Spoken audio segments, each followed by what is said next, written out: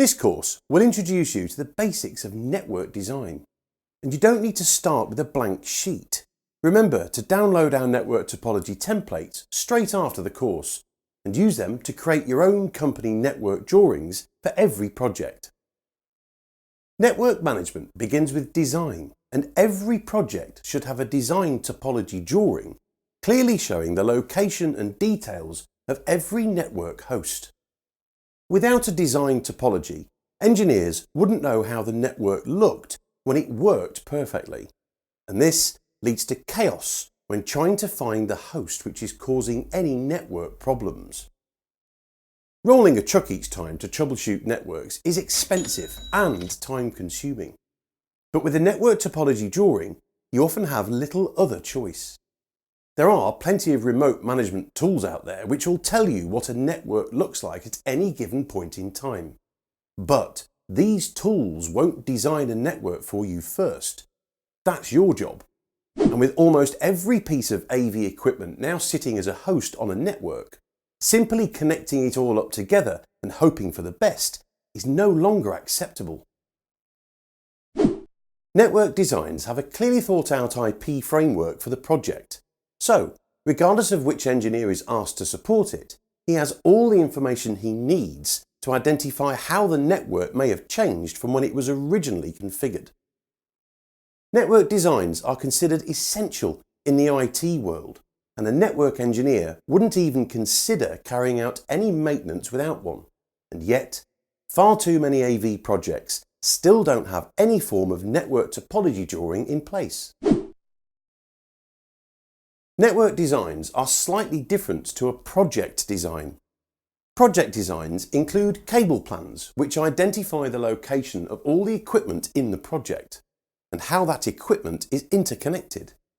They also include important elevation drawings with accurate dimensions, technical product details, as well as certain sound system engineering information.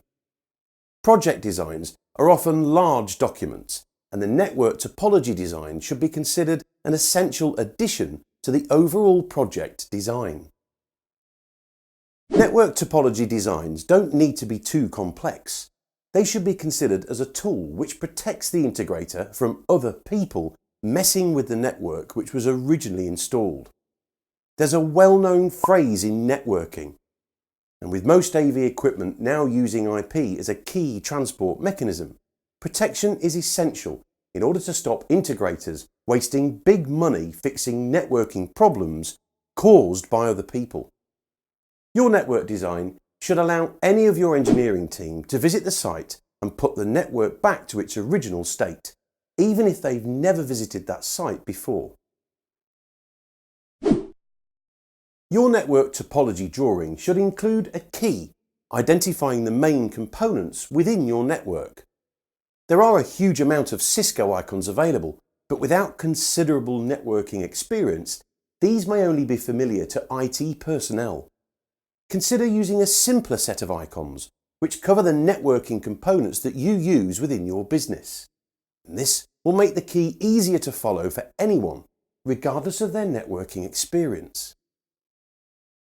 When drafting out the topology drawing, always think about how easy it is to follow.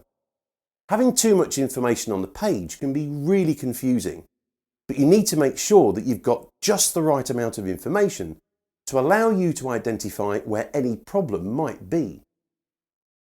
Each host should be clearly marked out with the IP address assigned to it and the subnet information shown after the /. In this example, the subnet is 24, which means the first 24 bits of the IP address relates to the network, and the last 8 bits relate to the host address. As you follow each connection on the network topology, it should be clear which IP address is used for each host along the way, as well as which port the connection is using on each host.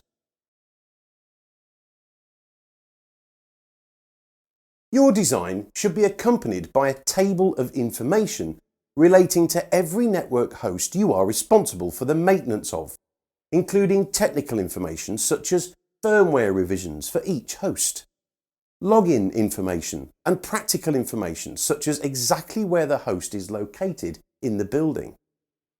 You should also identify the host IP address information along with the MAC address and, if relevant, the multicast IP addresses for each stream of audio and video data.